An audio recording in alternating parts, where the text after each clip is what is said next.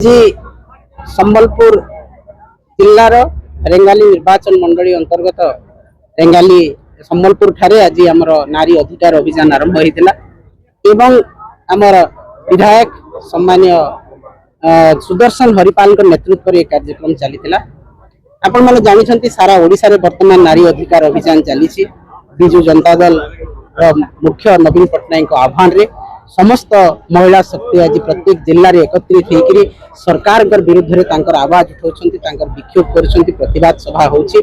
आपण कारण जानी गोटे दिन में गोटे महिला 20टा महिला निर्यातिता हेबार दुष्कर्म शिकार हेबार आज रेकर्ड सृष्टि होछि।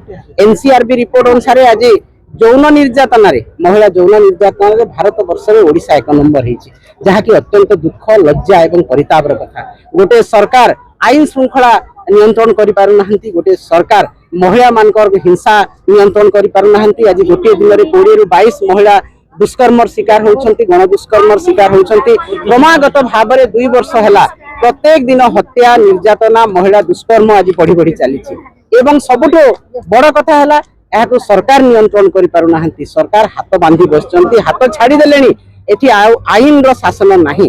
गोटे दुशासन गोटे द्रौपदी को वस्त्र उल्लंघन करथिला, किंतु आज प्रत्येक दिन 20 रु 22 महिला आज दुष्कर्म शिकार होउछन्ती। आज सबुआडे दुशासन दुर्योधन एवं रावण रो राज चली आज। तेणु आमे ए सरकार को दृढ़ भाव में विरोध करुछु, दृढ़ भाव में तांको समालोचना करुछु।